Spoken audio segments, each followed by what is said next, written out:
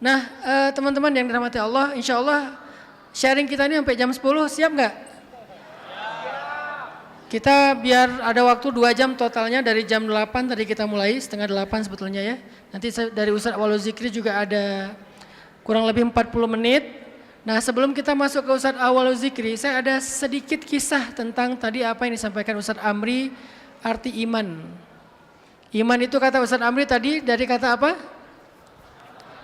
Aman. Aman itu artinya apa? Aman apa artinya? Safe. Tenang ya. Terjamin. Nggak ada resiko. Gitu. Itu artinya aman.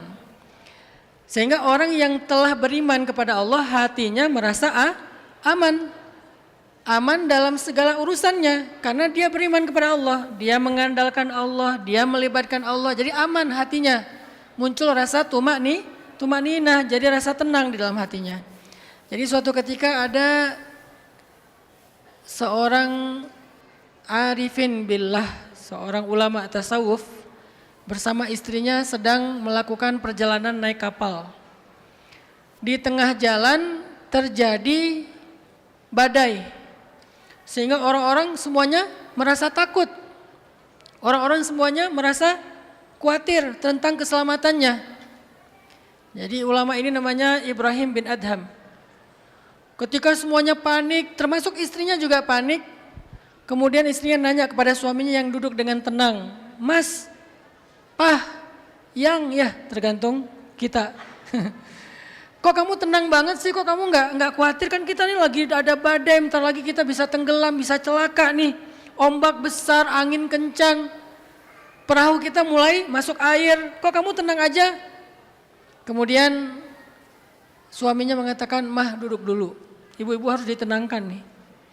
Ambil gergaji, ditaruh di dada istrinya. "Mah, mama takut enggak dengan gergaji ini?"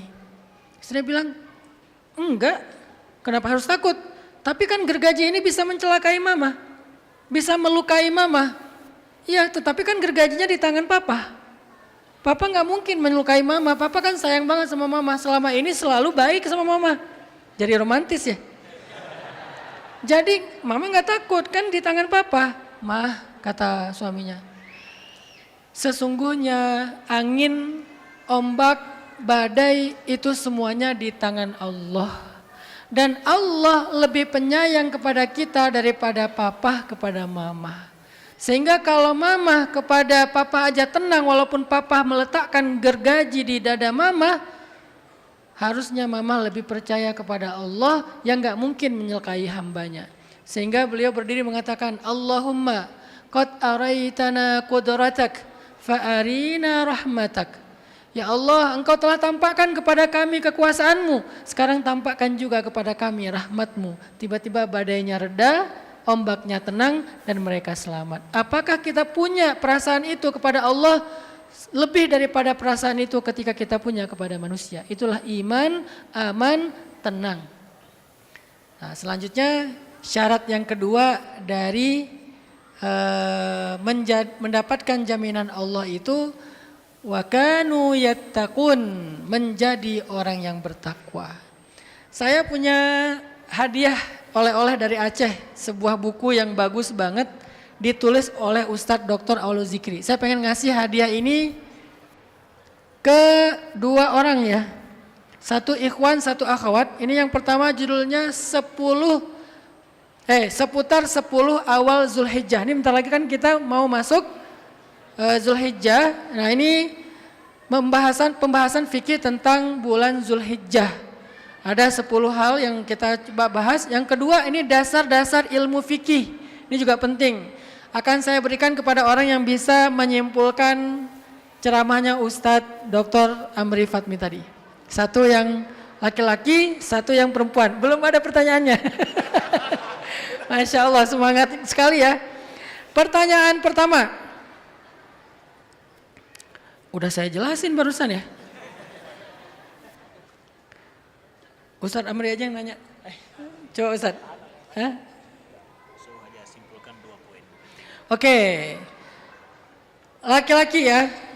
Simpulkan atau sebutkan 2 poin penting dari yang disampaikan Ustaz Amri tadi. Angkat tangan dulu. Oke, ini duluan ya. Dari tadi ya antusias sekali, Masya Allah. Kenalin dulu diri, namanya, dari mana? Bismillah. Assalamualaikum warahmatullahi wabarakatuh. Waalaikumsalam warahmatullahi wabarakatuh. Perkenalkan, nama saya Gilang Rambu Ramadan. Ustaz. Siapa? Gilang Rambu Ramadan. Gilang. Ya. Gilang. Bukan rambu lalu lintas ya Ustaz. Gilang Rambu Ramadan. Ramadan. Ya. Rambu Ramadan ya. Ya, Masya betul. Allah. Ini fikih sekali namanya. Alhamdulillah. Dari mana Gilang? Saya asli lahir di Jakarta, tinggal di Majalengka, sekarang pindah ke kependudukan di Kota Bandung. IG-nya apa? Tinggal di KBB sekarang. KBBS. IG-nya apa IG? IG boleh di-follow Gilang Rambu Ramadan. Gilang Rambu Ramadan. Boleh di-follow ya. Siap. Masih jomblo fisabilillah? Alhamdulillah kemarin tuh sudah dikenalkan. Oh. Hei, tenang. Masih banyak. Alhamdulillah kemarin baru pulang dari Jawa Timur. Kebetulan perempuannya sekolah di Gontor. Kemarin Masya dipertemukan dengan orang tuanya. Oh, ke Gontor ya syaratnya ya. Jadi udah tunangan ya? Belum. Belum. Baru diizinkan untuk melihat anaknya. Oh, baru Ya, betul. diizinkan melihat ya? Ya, Masih baru. bisa galau ya? Betul. Saya pengaruhi dulu nih. Karena orangnya good looking, mirip dengan Jungkook ya. Korean style. Oke, Gilang, silakan Gilang menyimpulkan 2 poin dari Ustadz Dr. Amri Fatmi. Baik Ustadz, izin lihat catatannya. Saya tadi nyatet sih sebenarnya. Oke, bolehlah. Baik, kesimpulan yang saya ambil dari apa yang disampaikan oleh Ustadz perihal iman. Yang pastinya yang pertama, orang yang beriman itu udah pasti aman dan tenang. Nah, itu yang saya sampaikan. Yang tadi. Oke, boleh. Ya. 1, benar nggak Ustadz? Oke, baik. 2. Konsep kepada Allah Subhanahu wa taala itu kita memiliki keyakinan yang lebih dari keyakinan kita kepada manusia, yaitu iman. Iman itu ketika kita bisa meyakini sesuatu tanpa ada keraguan dalam diri kita sendiri, walaupun itu sedikit atau sebesar biji zarah pun. Ketika kita ada keraguan dalam diri kita, berarti kita masih belum beriman. Contohnya seperti ini sholat harus sujud, kenapa ya harus sujud? Nah itu berarti kita udah tidak beriman gitu, seperti itu. Karena kita ada keraguan dengan apa yang sudah ditetapkan, seperti itu ya. Sepertinya ini ahli tafsir ya. Tafsirannya luar biasa. Terus Udah 2 aja. oh udah. Tapi ini ada satu lagi Ustaz. Boleh lah. Biar dapat Iman bonus. yang high level yaitu iman yang teguh dengan kepercayaan dan tidak mudah tergoyahkan. Terus akidah selaku iman itu tidak ada ragu, akidah selaku ilmu itu berarti ada ragu. Seperti itu. Dan jika sebuah komputer itu ada diibaratkan sebuah komputer, iman itu adalah softwarenya. Seperti itu Ustaz. Oke, Terima yang kasih. terakhir yang benar ya, yang terakhir. Yang 2 pertengahan itu interpretatif. Itu adalah tafsir. Al-aqidah kal iman la niqasya fih, la khilafa fiha. Jadi akidah sebagai iman itu enggak ada perdebatan. Udah clear. Tapi yang banyak perdebatan itu adalah akidah sebagai kajian. Sebagai kajian ilmiah. Jadi kalau ada orang yang berdebat, jangan bilang yang satu mukmin, satu kafir. Itu lagi kajian ilmiah. Oh, ini berbeda pandangan, itu lagi kajian ilmiah. Tapi sebagai iman tidak ada perdebatan. Yang terakhir itu yang benar, iman adalah software, sedangkan kita tadi yang hardware-nya saya agak lupa nggak tertulis. Hardware-nya adalah syariah ataupun Syariah. fikih ya. Iya betul. Islam sebagai hardware. Baik, jawabannya lebih dari 2 nggak apa-apa. Jadi dapat mau pilih yang mana? Ada dasar ilmu fikih, ada kajian fikih awal Zulhijjah. Mau yang dasar-dasar fikih Ustaz. Dasar-dasar ilmu fikih boleh, silahkan. Ustadz dan jamaah semuanya mohon doanya semoga diberikan kelancaran saya untuk ke jenjang selanjutnya. Kelancaran apa nikah? Amin. Amin. Dia lagi nonton ya. Calonnya Gilang, semoga kalian jadi insya Allah, amin. Baik, satu lagi buat yang perempuan pertanyaannya. Apa arti akidah? Coba Ada nggak? ada dik di belakang. Ada Dika? Ah, Dika ada. Yang jawabnya ada? ada Ustadz. Oh ada. Lagi baik. dikasihkan mic-nya. Ayo, namanya siapa teh? Assalamualaikum warahmatullahi wabarakatuh. Waalaikumsalam warahmatullahi wabarakatuh. Perkenalkan, nama saya Gita. Siapa? Gita. Gita. Gutawa ada nggak? Oke, Gita. Lanjut. Dari? Dari Kopo. Dari Kopo Sayati. Oh, Kopo. Iya. Masya Allah. Asli dari Bandung? Bukan, Ustadz, dari Garut. Oh, Garut. Ya, Masya lagi Allah. menimba ilmu di sini. Oh, Masya Allah. Gita dari Garut tinggal di Kopo ya? Iya. Oke, nggak usah tanya IG-nya Ustadz, IG-nya Ustadz. Nggak usah. Saya nggak akan nanya. Ustadz tadi ditanya, enggak. Cari sendiri, tunggu di depan pintu nanti. Baik, kita pertanyaannya tadi apa arti akidah yang dijelaskan oleh Ustadz Amri Fatmi? Akidah adalah pertalian hubungan dengan Allah Subhanahu wa taala. Pertalian hamba dengan Allah Subhanahu wa taala. Gimana Ustadz? Nah, dilanjutkan dengan kata-kata yang kuat dan tidak mudah lepas. Baik, udah benar, tinggal disempurnakan. Pertalian antara hamba dengan Allah yang kuat dan tidak mudah terlepas. Masya Allah. Kita mau kajian fikih Zulhijjah atau 10 dasar-dasar fikih? Yang hijrah, nggak ada. Kita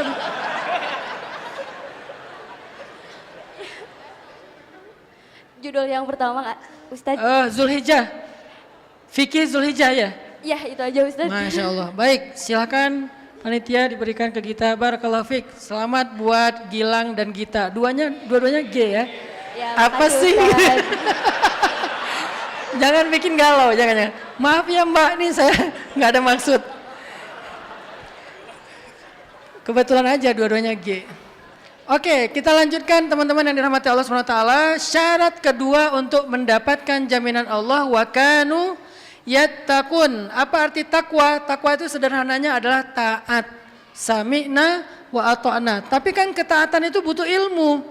Karena ada orang yang ngerasa dirinya taat, ternyata ketaatannya keliru. Ada yang ngerasa sholat, ternyata salatnya nggak sah. Kenapa? Nggak punya ilmu. Wudhunya nggak benar, nggak menghadap kiblat, menghadapnya ke Barcelona. Ya, akhirnya jadi tidak sah. Atau dia sholat tetapi membuka aurat, terutama cowok-cowok tuh. Pakai baju kaos, celana jeans, pas sujud ngebatalin sholat orang di belakang. Kenapa? Auratnya sangat luar biasa gitu kan, sampai aduh bahasanya celengan. Bukan kata saya. Ada istilah baru Nah, hati-hati tuh karena aurat. Kalau kebuka aurat kan nanti kita pelajari bagaimana cara bertakwa atau taat kepada Allah dalam ibadah dan seterusnya, termasuk syariat, halal haram dan seterusnya, sehingga kita mendapatkan jaminan dari Allah. Caranya gimana? Fas'alu ustadz dzikri. Kalau ayatnya fas'alu ahlad dzikri, kebetulan guru kita juga Ustadz awalul dzikri. Jadi fas'alu ustadz dzikri kalau kalian nggak ngerti. Sebelum kita ke ustadz dzikri, kita persilakan Ustadz Bilal untuk membantu kita dalam sholawat. Barakallahu fiik. Cek. Bismillah. Salawatullah wa salamuhu ala al-Mustafa khairil alamin. Sama-sama. Salawatullah wa salamuhu ala al-Mustafa khairil alamin. Awsalallahu rahmatan lana wa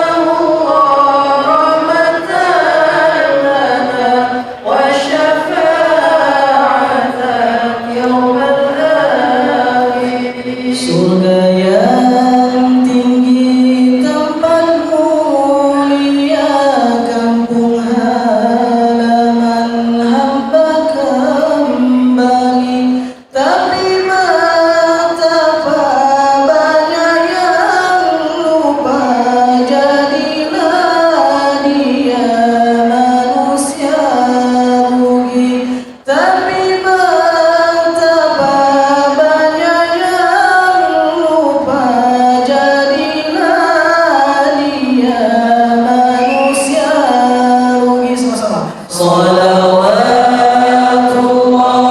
wassalamuhu alal Mustafa khairil alamin. Salawatullah wassalamuhu alal Mustafa khairil alamin.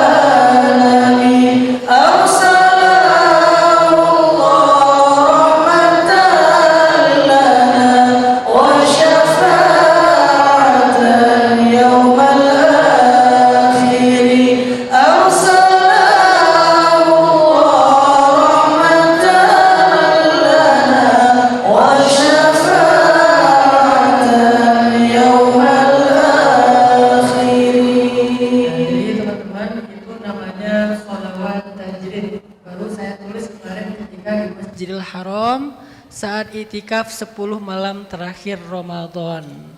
Dan setelah saya menulis syair dan sholawat ini, karena tajrid di sini belajar untuk meninggalkan dunia dan kembali kepada Allah dalam hati, saya udah minta masukan dari Ustadz Dr. Awalul Zikri dan Dr. Amri Fatmi. Apakah ini ada yang salah, dan mereka memberikan semacam ijazah ya Ustaz ya, bahwa persetujuan untuk kalimat yang saya tulis itu berarti tidak ada syubhat, tidak ada yang salah, baik yang bahasa Arab atau yang bahasa Indonesia. Jadi syairnya itu renungan. Jadi saya juga memberikan ijazah buat kalian, nanti kalau kita ta'lim kita akan baca sholawat tajrid ini bareng-bareng dengan merenungkan syair-syair yang ada di dalamnya. Terima kasih Ustadz Bilal. Kita lanjutkan kepada Ustazuna, Ustadz Dr. Awwalul Dzikri LC.MA. Sallu ala Nabi. Assalamualaikum warahmatullahi wabarakatuh. Alhamdulillah, alhamdulillahilladzi arsala rasulahu bil huda wa dinil haqq liyuzhirahu 'ala ad-din kullihi wa kafa billahi shahida. Allahumma salli wa sallim 'ala sayyidil awwalin wal akhirin, imamil anbiya wal mursalin, nabiyyina wa habibina Muhammad wa 'ala alihi wa sahbihi ajma'in. Sallu 'ala an-nabi Muhammad. Amma ba'd. Alhamdulillah, rahmat dari Allah Subhanahu wa taala. Pada malam yang berbahagia ini, bagi saya ini kesempatan yang pertama bisa mengisi di masjid TSM ini, TSM Bandung. Mudah-mudahan ada manfaat dan bertemu lagi dengan saudara-saudara seiman dan seaqidah, agar semakin banyak teman di hari akhirat di surga kelak. Amin ya rabbal alamin. Mungkin ada dari teman-teman yang tersembunyi, al-akhfiya, al-atqiya, yang lebih dulu masuk ke dalam surga. Ingatlah wajah-wajah kami ini, supaya ya sampaikan kepada Allah, ya Allah, kami pernah duduk dalam majlis ilmu di Masjid TSM Bandung, ya Allah, kami tidak senang kecuali mereka juga masuk dalam surga. Allahumma amin. Salam dan salam kepada Nabi besar Muhammad sallallahu alaihi wasallam, Nabi yang telah memperkenalkan kepada kita keindahan iman dan keindahan Islam. Takrim dan ta'zim kepada Al-Mukarram, Al-Mubajjal, Ustaz Hanan At-Taki. Walaupun hati kami dekat, tapi jarak kami lumayan jauh. Kalau Ustaz Amri ada beberapa kali ke Jakarta. Kalau saya terakhir ke Bandung ini di tahun 2019 di Al-Latif. Masya Allah, kesempatan yang sangat berbahagia. Mudah-mudahan Allah limpahkan karunia, kebaikan dan keberkahan kepada Ustaz Hanan At-Taki sekeluarga, dan juga kepada pemuda hijrah, dan juga kepada seluruh jamaah yang berhadir di sini secara umumnya. Allahumma amin. Juga kepada guru kita Al-Mukarram Dr. Amri Fatmi. Kami bertiga dulu sering di Mesir duduk bersama. tidak pernah terbayang oleh saya sendiri hari ini akan diundang oleh Ustaz Hanan untuk mengisi di masjid ini. Kalau kata guru-guru mereka, Ustaz Hanan dan Ustaz Amri ini dua orang yang tidak pernah dibayangkan oleh siapapun di masa kecil mereka besarnya akan menjadi seperti ini. Masya Allah. Mudah-mudahan Allah Subhanahu Wa Taala terus memberikan dan membukakan pintu-pintu manfaat bagi seluruh umat setiap harinya semakin banyak. Allahumma amin. Begitu juga Ustaz Bilal Al-Qari yang sudah lama berkenalan via IG tapi ketemunya malam ini, Masya Allah. Dan saudara-saudaraku, teman-teman sekalian dimuliakan oleh Allah Subhanahu Wa Taala. Tadi Ustaz Hanan menyebutkan tentang iman dan takwa.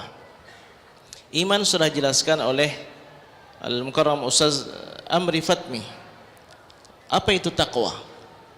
Saya ingin mengantarkan kita semua kepada dialog dua orang sahabat hebat. Sahabat Rasulullah sallallahu alaihi wasallam radhiyallahu anhuma. Umar ibn Khattab dan Ubay bin Ka'ab. Dari segi derajat, dari segi kualitas keimanan dan kedekatan dengan Rasulullah sallallahu alaihi wasallam, Umar enggak ada tandingannya. Bahkan syaitan itu termasuk takut dengan Umar. Bukan hanya syaitan, sahabat-sahabat juga pada takut sama Umar. Umar berjalan, di belakangnya sahabat-sahabat besar. Tiba-tiba Umar melihat ke belakang, sahabat di belakang semua terperanjat. Kenapa kalian terkejut? Kenapa kalian terperanjat? Ya Umar, mala'ta qulubana rahbah.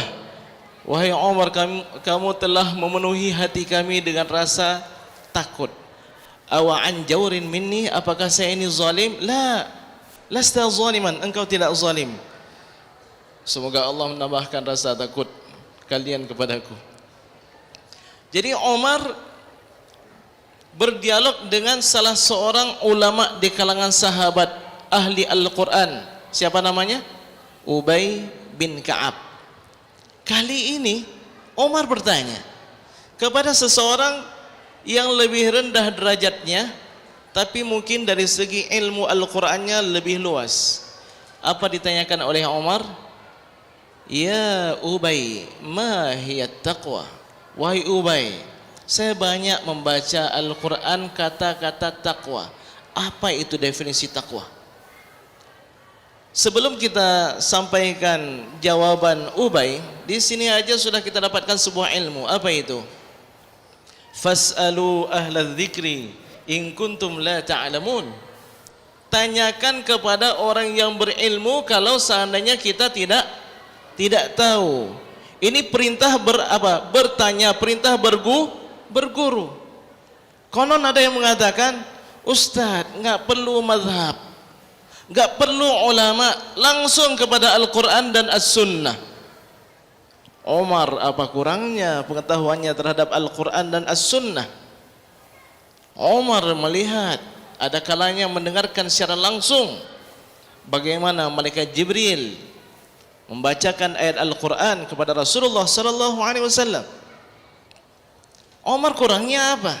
Terhadap pemahamannya berkaitan dengan bahasa Arab, terkait dengan asbabun nuzul dan ilmu-ilmu Al-Quran lainnya, tapi tetap bertanya. Kenapa? Demi menjunjung perintah Allah Subhanahu wa taala untuk fas'alu ahla dzikri in kuntum la ta'lamun.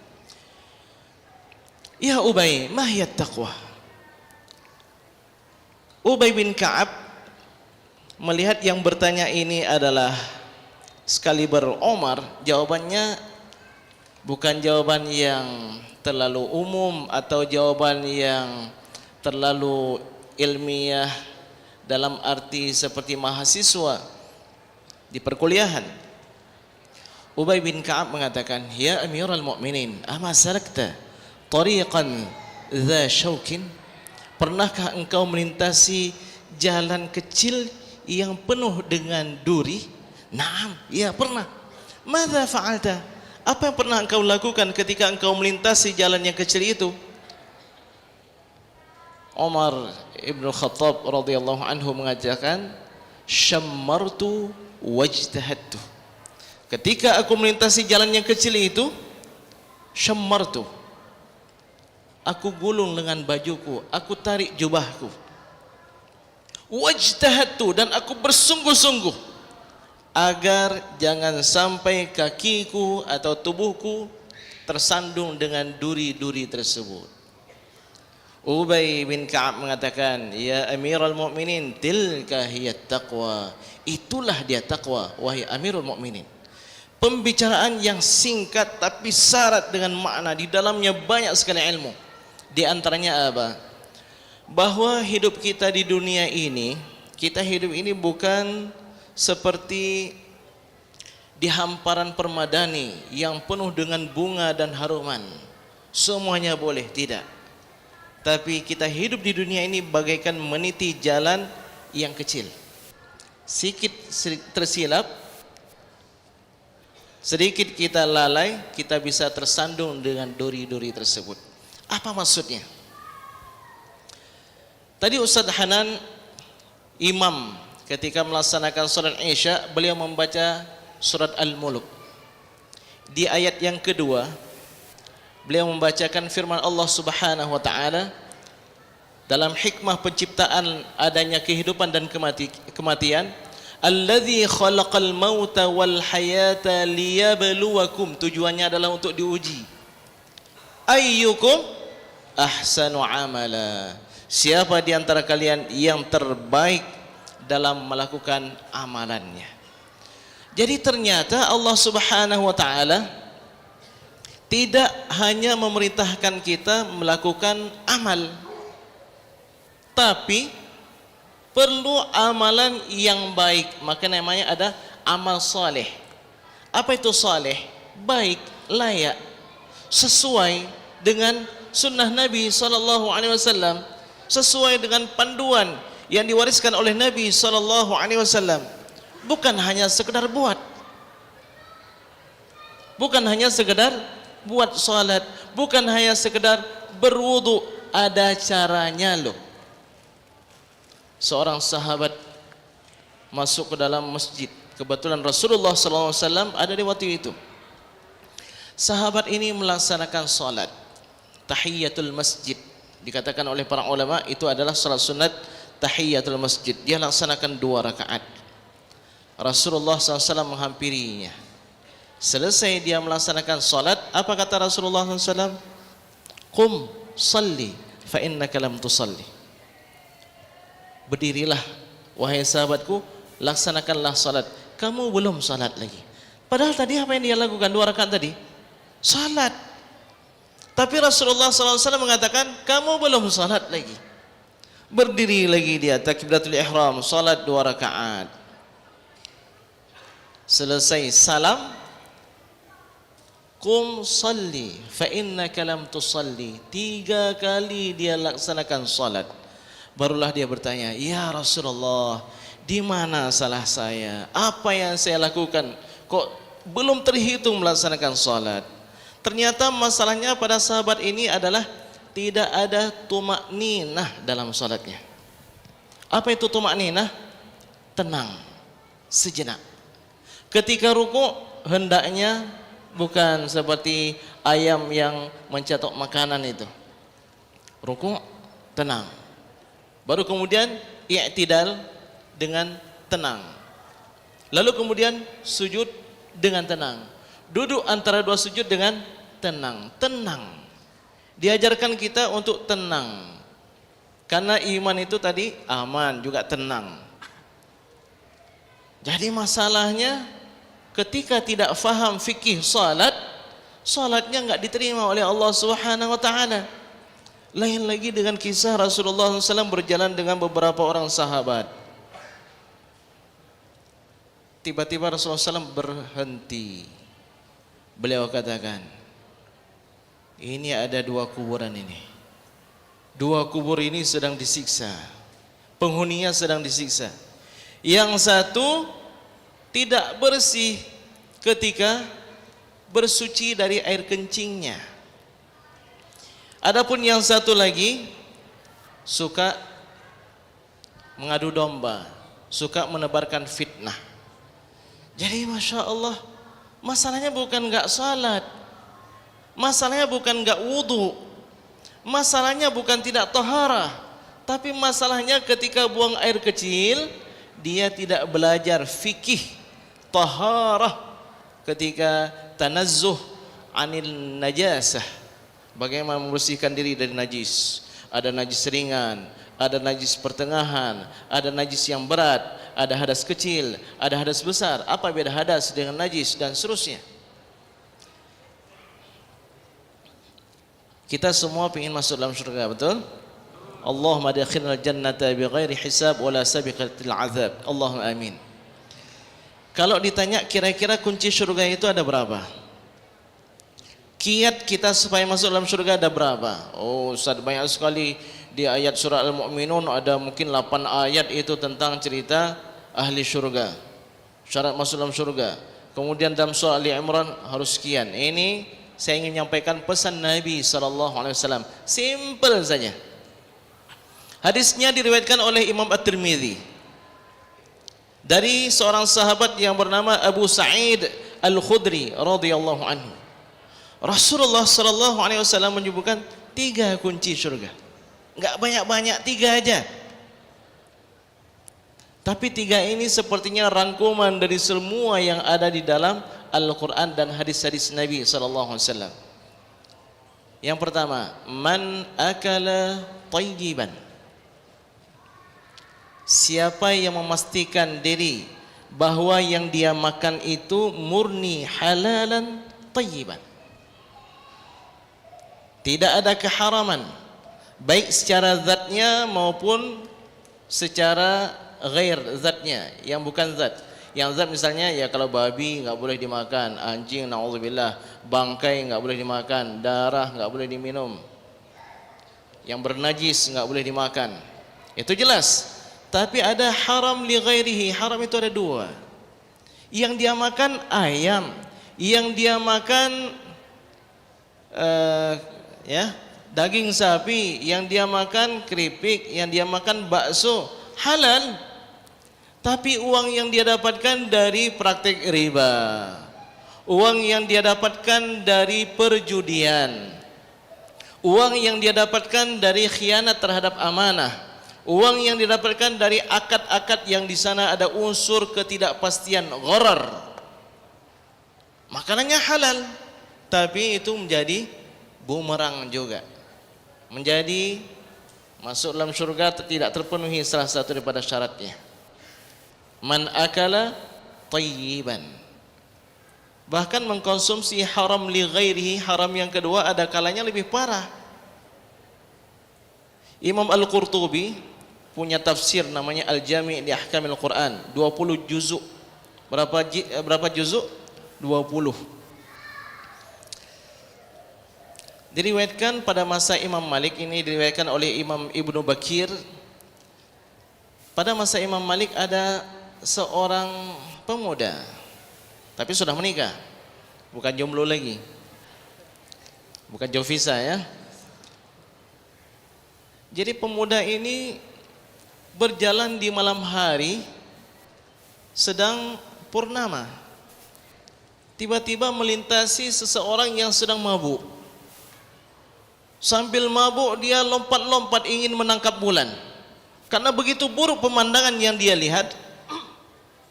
Sampai dia katakan, istriku jatuh cerai. Sekiranya ada sesuatu yang masuk ke dalam perut anak Adam lebih buruk daripada khamar. Kenapa dia berani mengatakan demikian?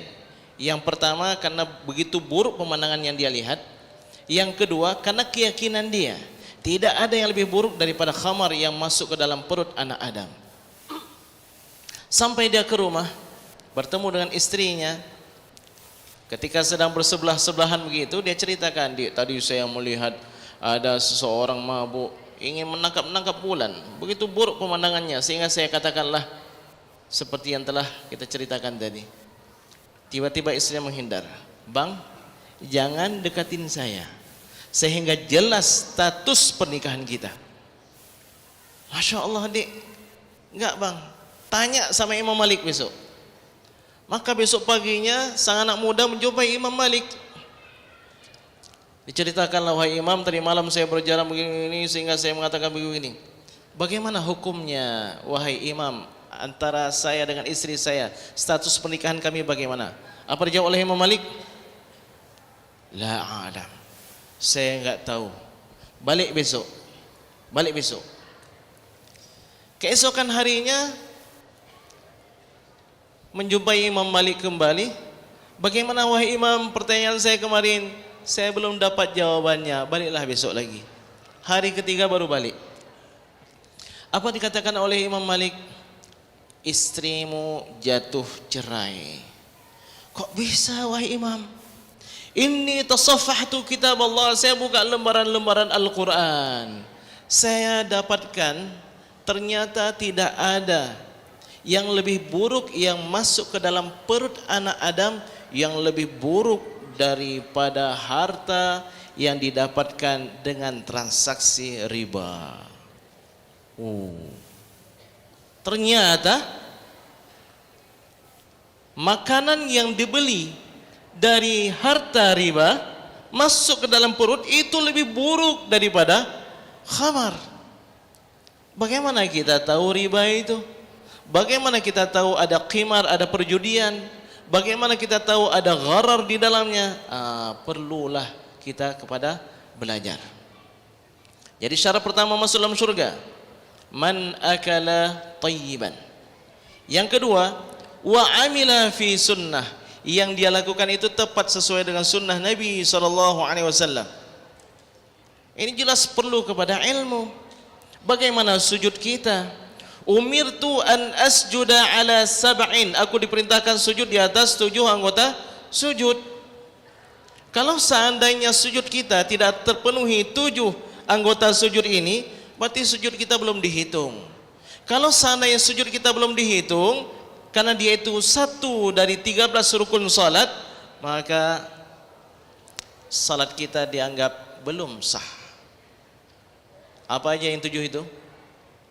Yang pertama kata Nabi, dahi. Tapi Nabi tunjuk kemari. Yang pertama apa? Dahi. Tapi Nabi tunjuk kemari. Mazhab Abu Hanifah mengambil apa yang ditunjuk oleh Nabi. Berarti dahi yang dimasukkan oleh Nabi adalah ini. Tapi mayoritas ulama termasuk mazhab kita, mazhab Imam Syafi'i, mengambil perkataan Nabi. Lalu kenapa Nabi tunjuk kemari? Ini kesempurnaan sujud. Jadi kalau sujud ingin sempurna, dahi ini yang mesti, kena hidung itu sunnahnya. Jadi kalau berdasarkan perbedaan pendapat ini, Ustadz, apa hukum salat pakai masker? Dalam mazhab Hanafi enggak sah. Kenapa? Hidungnya tertutup. Bagaimana dalam mazhab Imam Syafi'i? Sah. Kenapa? Karena dahinya menyentuh lantai. Umirtu an asjuda ala sab'in. Yang pertama dahi, yang kedua 2 telapak tangan. Yang ketiga ya 2 telapak tangan ya. 1 2 3. 4 5 2 lutut. 6 7 jemari kaki, terutama jempolnya. Dan jempolnya itu bukan hujung jempol, tapi bagian daripada bagian apa? Dalam telapak kaki, bagian jempol. Jadi kalau seandainya kita salat, kaki yang terangkat itu baru di atas 5 anggota sujud, berarti apa? Belum terpenuhi salatnya, karena sujudnya belum beres. Maka ini perlu kepada fikih, perlu kepada mempelajari hukum-hukum syara'. 3 ilmu fardu ain. Ingat ini, 3 ilmu fardu ain. Semua ilmu itu fardu, semua ilmu itu wajib, yang bermanfaat, semua ilmu itu wajib. Tapi wajibnya itu ada 2 versi. Ada fardu ain, semua kita, setiap pribadi kita wajib mempelajarinya. Yang kedua, ada sebagian saja mempelajari sudah cukup. Apa hukum mempelajari kedokteran? Wajib. Tapi kalau udah ada 5 orang, 10 orang kira-kira cukup? Sudah, nggak wajib lagi kepada yang lain. Apa hukum mempelajari apa? Ilmu kimia misalnya? Wajib, tapi wajibnya bukan wajib ain, tapi wajib kifayah. Apa hukum mempelajari maqamat? Ya, ya nanti bisa kita duduk dalam kajian kita yang lain ya, insyaallah. Jadi intinya semua ilmu itu wajib, tapi yang fardu ain 3. Yang pertama tentang akidah dengan Dr. Amri Fatmi, yang kedua tentang fikih, dan yang ketiga tentang tasawuf atau akhlak. Bagaimana akhlak kita kepada Allah dalam melakukan ibadah. Jangan ada pamer, jangan ada ujub, jangan ada sum'ah, sebut-sebut kepada orang lain kebaikan kita. Bagaimana akhlak kita dengan sesama kita. Jangan hasad dengki, ya. Jangan takabur, itu akhlak dengan sesama kita. Bagaimana akhlak kita dengan orang yang lebih tua, akhlak kita dengan yang sesama sederajat atau yang lebih muda daripada kita. Bagaimana akhlak kita dengan makhluk-makhluk Allah Subhanahu wa taala yang lainnya. Ini semua dibahas dalam ilmu tasawuf. Mana yang paling panjang dari 3 ilmu ini? Tauhid, akidah, fikih atau tasawuf? Lihat aja kitab-kitabnya. Akidah banyak yang dalam 1 jilid, kecuali dibahas masalah-masalah rad syubhat dan seterusnya. Masalah-masalah ya yang ada perbedaan pendapat di kalangan ulama, iya. Kalau masalah tasawuf, Risalah Al-Qushairiyah, Al-Hikam, Al-Ata'iyah. Tapi kalau fikih, Al-Bajuri berapa jilid? 2 jilid. Mughni Al-Muhtaj berapa jilid? 6 jilid. Tuhfatul Muhtaj berapa jilid? 10 jilid. Al-Majmu' Syarah Al-Muhadzab berapa jilid? 23 jilid. Wah, Masya Allah. Kenapa fikih itu paling tebal? Karena membahas urusan manusia dari bangun tidur hingga tidur kembali, dari lahir sampai meninggal dunia, bahkan dari sebelum dia lahir hingga setelah dia meninggal dunia. Jadi kembali kepada 3 kunci surga. Yang pertama, pastikan yang dimakan itu halalan thayyiban. Yang kedua, wa amila fi sunnah, yang dia lakukan itu tepat sesuai dengan sunnah Nabi SAW. Dan yang ketiga, wa aminan nasu bawa'iqahu, orang-orang lain merasa aman dari kezaliman dan kejahatan dirinya. 3. Ini tentu yang dimaksudkan ini Rasulullah SAW menunjukkannya kepada orang-orang yang beriman. Karena syarat asasi itu tentu akidah. Ya, kunci surga itu la ilaha illallah.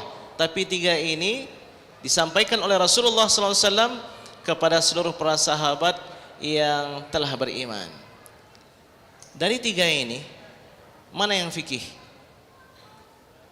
Yang pertama dan yang kedua. Ya, memakan yang halal dan thayyiban. Kemudian yang dia lakukan tepat dengan sunnah Nabi SAW. Dan yang ketiga, orang-orang merasa nyaman dari kejahatan dirinya. Ini mungkin masuk dalam ilmu tasawuf. Maka Ustaz Hanan At-Taki telah mengingatkan kepada kita pentingnya mempelajari ilmu fikih ini. Dinamakan juga dengan ilmu ahkam, dinamakan juga dengan ilmu syariah, dinamakan juga dengan ilmu halal wal haram. Ya. Dan mempelajari ini butuh kepada guru. Gak cukup belajar sendiri begitu aja, gak bisa. Kita harus pastikan bahwa ilmu yang kita dapatkan ini dari seorang guru yang terpercaya, di mana guru ini sudah pernah mendapatkan ilmu dari gurunya yang terpercaya hingga kepada tabi'in, hingga kepada sahabat, hingga kepada Rasulullah sallallahu alaihi wasallam. Cukup enggak berguru? Enggak bisa, perlu berguru. Fas'alu ahla dzikri in kuntum la ta'lamun. Para sahabat aja bertanya-tanya. Para sahabat bertanya kepada ulama di kalangan mereka. Kalau di Mekah para sahabat seringnya bertanya kepada siapa setelah wafat Rasulullah SAW? kepada Abdullah ibnu Umar radhiyallahu anhuma. Di Madinah mereka banyak bertanya kepada Abdullah ibnu Abbas radhiyallahu anhuma. Di Kufah mereka banyak bertanya kepada Abdullah ibnu Mas'ud. Perlu belajar, perlu berguru. Ustaz, kami cukup Al-Quran dan Sunnah aja lah Ustaz. Enggak perlu. Dilihat dulu. Anda faham Al-Quran dan Al-Hadis? Saya membacanya dari terjemahannya Ustaz. Terjemahannya siapa yang buat? Manusia dalam masalah fikih itu terbagi kepada dua. Dalam masalah hukum terbagi kepada dua. Ini kayaknya banyak kali materinya, berat ya. Yang pertama mujtahid. Yang kedua muqallid. Siapa itu mujtahid dan siapa itu muqallid? Kita perlu tahu mujtahid itu siapa, karena selain mujtahid semuanya muqallid. Mujtahid itu orang-orang yang bisa mengeluarkan hukum langsung dari Al-Quran dan Al-Hadis, karena mereka sudah memiliki alat-alatnya. Mereka menguasai bahasa Arab dengan berbagai macam cabangnya, nahu, sharaf, balaghahnya, bayan, ma'ani, badi'. Mereka mempelajari ilmu usulul fiqh. Mereka mempelajari berbagai disiplin ilmu, asbabun nuzul dan ilmu-ilmu yang lainnya. Bagi mereka ini wajib berijtihad, wajib mengeluarkan hukum langsung dari Al-Quran dan As-Sunnah. Mereka enggak bisa mengikut yang lain karena mereka sudah mencapai level mujtahid. Sedangkan selain mereka itu namanya muqallid. Apa itu muqallid? Yang bertaklid kepada mujtahid. Kenapa? Karena Allah Subhanahu wa taala memerintahkan muqallid ini untuk bertanya kepada mujtahid. Fas'alu. Dua kali Allah Subhanahu wa taala sebutkan dalam surah An-Nahl dan dalam surah Al-Anbiya. Fas'alu ahlal dzikri. Tanyakan kepada orang yang alim. Jika kalian tidak tahu, maka disinilah penting kita kepada para ulama. Siapakah para ulama itu? Rasulullah SAW bersabda, al-ulama'u warasatul anbiya. Para ulama itu ahli waris dari Rasulullah SAW. Pingin ketemu dengan Rasulullah SAW, pingin dengar apa yang disampaikan oleh Rasulullah SAW, hadiri majlis ulama. Karena mereka menyampaikan apa yang mereka dapatkan dari guru mereka. Guru mereka mendapatkan dari gurunya lagi, hingga kepada sahabat dan Rasulullah sallallahu alaihi wasallam. Inilah kelebihan Islam, kelebihan kita umat Islam. Ilmu kita itu ada silsilah sanadnya. Bukan hanya dalam Al-Quran, bukan hanya dalam hadis. Dalam fikih pun kita perlu bersanad secara keilmuan. Jadi bagi yang ingin belajar lebih lanjut lagi, insyaallah mudah-mudahan besok malam kita bisa ketemu di Masjid Al-Latif. Ini muqaddimah pertemuan kita di malam yang bahagia ini, ya. Perlu kita bertanya, misalnya tadi Ustadz, ketika mau selawatan kita ada qiyam. Kenapa ada qiyam? Apa itu mahallul qiyam ya Ustaz? Sebenarnya qiyam kita kepada Rasulullah sallallahu alaihi wasallam. Sebenarnya qiyam kita itu memuliakan dan mengagungkan Rasulullah sallallahu alaihi wasallam dalam selawat kita. Tapi Ustaz yang hadir kan bukan Rasulullah. Yang hadir itu kan ustaz-ustaz yang di depan ini. Kami ini datang kemari, di antaranya adalah menjadi penyambung lisan Rasulullah sallallahu alaihi wasallam. Seharusnya yang khatib Jumat siapa?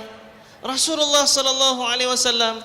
Kenapa semua mesti diam, semua mesti dengar? Karena ini adalah penyambung lisan Rasulullah sallallahu alaihi wasallam. Sallu ala Nabi Muhammad. Mudah-mudahan ada manfaat dari yang saya sampaikan. Wallahu a'lam wa alam. Jazakallahu khairan. Insyaallah kita akan bertemu lagi dalam kesempatan dan momentum yang lainnya. Assalamualaikum warahmatullahi wabarakatuh. Waalaikumsalam warahmatullahi wabarakatuh. Jadi barusan teman-teman Ustadz Dr. Awalul Zikri baru membuka satu halaman dari 23 jilid buku-buku. Itu baru satu halaman udah ngantuk-ngantuk ya, gimana 23 jilid. Artinya kita bahkan satu halaman pun belum barusan tuh. Kayaknya baru 2 baris atau 1 baris.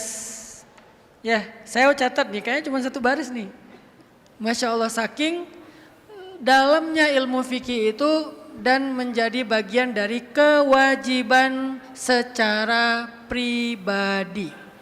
Jadi jangan bilang, oh yang belajar ilmu fikih mah calon ustadz aja. Yang belajar ilmu fikih mah calon dai aja. Yang belajar ilmu fikih mah santri aja di pondok. Enggak, ada ilmu yang wajib kita pelajari secara personal, pribadi. Semua kita wajib dengan kadar kebutuhan kita. Fikih pun ada yang kadarnya di luar kebutuhan kita, tapi kebutuhan umat secara luas. Kita belajar bab toharoh tadi. Kita jangan sampai termasuk orang yang Nabi saksikan di dalam kuburnya diazab gara-gara nggak bersih dalam toharoh. Ya kita banyak yang mungkin nggak tahu atau nggak sadar dengan konsep toilet kita yang berdiri misalnya. Kemudian kita datangnya buru-buru pula gitu kan. Udahlah toiletnya berdiri, kita datang buru-buru, terus orang yang sebelum kita juga buru-buru. Kebayang nggak tuh gimana kondisi toiletnya? Orang sebelum kita buru-buru, kita datang buru-buru. Akhirnya semuanya terburu-buru, maka tidak ada kesempurnaan. Habis itu dipakai sholat dan seterusnya. Nah kita perlu belajar itu teman-teman. Sehingga dengan kita belajar fikih sebagaimana pentingnya belajar akidah, maka begitu juga pentingnya belajar fikih. Dan satu lagi, kita sebetulnya di pesan _trend di ujung Berung, Cilengkrang udah belajar ilmu yang ketiga, yaitu ilmu tasawuf. Kita membedah pertama kitab Ihya Ulumuddin yang ditulis oleh Imam Abu Hamid Al-Ghazali tentang adab ilmu dulu. Nah itu penting sekali belajar dari yang adab. Kemudian nanti kita akan bedah kitab Risalah Kusyairiyah. Kemudian kitab Manazilus Sairin. Bukan Manazilus Salikin. Manazilus Sairin. Karena ini ada yang mirip nih. Satu Manazilus Sairin, satu lagi Manazilus Salikin. Tapi isinya bertentangan seperti timur dan barat. Nah kita akan baca kitab Manazilus Sairin dari para ulama-ulama tasawuf kita. Termasuk salah satunya dari Ibnu Athaillah As-Sekandari, Al-Hikam dan seterusnya. Sehingga kita belajar 3 ilmu itu dengan kapasitas kebutuhan kita. Terakhir sebelum saya tutup, ada cerita di zaman tabi'ut tabi'in. Tentang pentingnya ilmu dan pentingnya dekat dengan ulama. Ada seorang tabi'ut tabi'in namanya Yazid bin Harun. Beliau seorang ulama amilin, ulama yang ahli ibadah. Kedua matanya hilang, buta. Ketika ditanya, "Ma fa'alat tilkal ainanil jamilatan?" Apa yang terjadi kepada kedua matamu yang sangat indah itu wahai guru, kata muridnya. "Dhahaba bihima al-buka'u 'indal ashar." Kedua mata itu telah pergi dibawa oleh banyaknya menangis di waktu sahur. Ulama amilin yang ahli ibadah. Ketika beliau telah wafat, muridnya bermimpi ketemu dengan beliau. Jadi cerita mimpi dalam Islam itu bagian dari keilmuan Islam. Jangan dianggap kok hidup dengan mimpi. Banyak mimpi-mimpi yang benar. Muridnya bermimpi ketemu dengan beliau, terus bertanya muridnya, "Hal ataka al-munkar wa nakir?" Apakah datang kepadamu malaikat munkar dan nakir? "I wallah," kata beliau. "Ya, datang kepadaku malaikat munkar dan nakir. Wa sa'alani man rabbuk wa ma dinuk wa man nabiyuk." Dan keduanya bertanya kepadaku, "Siapa Tuhanmu? Apa agamamu? Dan siapa nabimu?" Aku menjawab, "Alimithli yus'alu hadza?" Apakah orang seperti aku masih perlu ditanya kayak gini-gini? Coba jawabannya, Masya Allah, ahli ilmu. Siapa Tuhanmu? Siapa nabimu? Apa agamamu? Apakah orang sepertiku masih perlu ditanya yang kayak gini-gini? Wa ana u'allimuhu fi darid dunya, padahal aku mengajarkan ilmu ini di dunia kepada manusia. Kemudian malaikat kedua itu menjawab, sadaqata nim naumata arus la bu'sa alaik. Engkau benar, maka tidurlah seperti tidurnya pengantin di dalam kubur dan tidak ada kesulitan bagimu sampai hari kiamat. Itu luar biasanya ahli ilmu. Lebih berharga daripada ya jalan-jalan deh. Hampir salah ngomong. Lebih berharga daripada jalan-jalan, nonton, nongkrong. Walaupun semua itu boleh-boleh aja. Duduk dalam majelis ilmu itu harus sabar teman-teman. Makanya tadi saya tantang, sampai jam 10 siap nggak? Siap nggak? Kenapa? Karena cuma 2 jam kita wakafkan waktu kita untuk masuk surga. Cuma 2 jam kita wakafkan waktu kita untuk menyempurnakan ibadah. Cuma 2 jam kita wakafkan waktu kita untuk lebih kenal dengan Allah. Masa dianggap 2 jam itu mahal? Sedangkan kita nongkrong bisa lebih dari 2 jam dan kita anggap murah waktu kita. Duduk dalam majelis ilmu kita anggap mahal, sehingga lama sedikit kita nggak betah.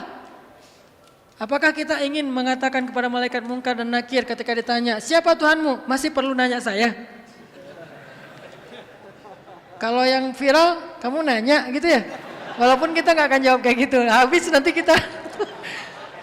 Terus gimana cara kita menjawab? Bukan dengan lisan, tapi dengan kedekatan kita kepada para ulama. Dan saya bersaksi insya Allah kedua ulama kita yang ada di hadapan kita ini, saya kenal beliau lama. Ustadz Amri Fatmi saya kenal sejak masih di pondok. Kita satu pondok SMA Aliyah. Kita satu pondok, lalu kita satu asrama, satu kos-kosan di Mesir. Ustadz Awalul Zikri saya kenal di Mesir dan saya dekat dengan beliau. Beliau vokalis dan ketua grup band kita. Namanya grup band nasyid. Beliau fansnya nasyid Robbani dari Malaysia. Terus saya hijrahkan ke Hijaz. Dari Robbani pindah ke Hijaz, terus pindah ke pop, untung nggak sampai ke dangdut. Jadi artinya beliau guru kita dan pemimpin kita juga. Saya kenal beliau berdua, dua-duanya orang yang insya Allah la nuzakki 'alallahi ahadan, tetapi ini bagian dari kita memberi ijazah dan rekomendasi. Keduanya insya Allah orang yang lurus. Keduanya orang yang mengamalkan ilmu semampu mereka. Bertakwa mastata'tum, bertakwa haqqa tuqati insyaallah. Sehingga kita perlu dekat dengan mereka, sabar dalam majelis mereka. Lalu kalau yang udah punya anak, duduk dalam majelis ulama, cintailah para ulama. Kalau kita bukan ulama, maka cintailah para ulama. Duduklah dalam majelis para ulama, lalu berdoa, ya Allah, beri saya anak seperti mereka. Siapa itu? Ayahnya Imam Al-Ghazali. Ayahnya Imam Al-Ghazali itu punya 2 anak, satu namanya Muhammad, yang kedua namanya Ahmad. Ayahnya Imam Al-Ghazali orang yang fakir, orang yang nggak punya apa-apa, tapi berinfak untuk ulama. Coba, dia mengeluarkan hartanya yang fakir untuk berkhidmat kepada ulama. Wa yujalisuhum, dia duduk kepada para ulama, lalu dia menangis karena cinta kepada ulama dan berdoa, ya Allah, jadikan anak saya, berikan saya anak laki-laki yang ahli fikih seperti fulan. Duduk lagi kepada ulama yang kedua, ulama tasawuf, ulama ahli hikmah. Menangis lagi, berinfak lagi, berdoa, ya Allah beri saya anak laki-laki yang ahli hikmah seperti dia. Maka Allah memperkenankan kedua doanya orang ini punya 2 anak, satu namanya Muhammad Abu Hamid Al-Ghazali ahli fikih, Asy-Syafi'i tsani kata ulama. Imam Syafi'i kedua yaitu Imam Al-Ghazali. Yang kedua anaknya Ahmad yang ahli hikmah, yang ahli tasawuf. Maka duduklah bersama ulama, banyak kebaikan yang kita dapatkan dari mereka insyaallah. Siap ketemu lagi besok di Al-Latif? Melanjutkan kajian akidah dan kajian fikih dari 2 guru-guru kita. Kita doakan semoga mereka berdua diberikan keberkahan dalam usianya, diberikan banyak manfaat untuk umat Nabi, dijadikan mereka sebagai lentera bagi kita semuanya. Amin. Dan semoga kita menjadi muhibbin mereka, orang yang mencintai mereka karena Allah, orang yang mengikuti naqtadi bi qudwatihima, kita mengikuti teladan dari teladan-teladan mereka, dan akhirnya kita mendapatkan syafaat dari mereka juga setelah syafaat uzma dari Rasulullah sallallahu alaihi wasallam. Allahumma inna nas'aluka ilman nafi'a wa qalban khashi'a wa lisanan sadiqa wa amalan salihan maqbula. Rabbana atina min ladunka rahmah wa hayyi' lana min amrina rasyada. واجعل لنا من كل ضيق مخرجا ومن كل هم فرجا ومن كل عسر يسرا ربنا هب لنا حكما ربنا هب لنا حكما ربنا هب لنا حكما وألحقنا بالصالحين ربنا آتنا في الدنيا حسنة وفي الآخرة حسنة وقنا عذاب النار والحمد لله رب العالمين. Semoga Allah kabul semua doa kita, diterima ibadah kita dan dicatat kebaikan kita malam ini dalam majelis ilmu. Barakallahu fikum. Billahi taufiq wal hidayah. Wassalamualaikum warahmatullahi wabarakatuh. الله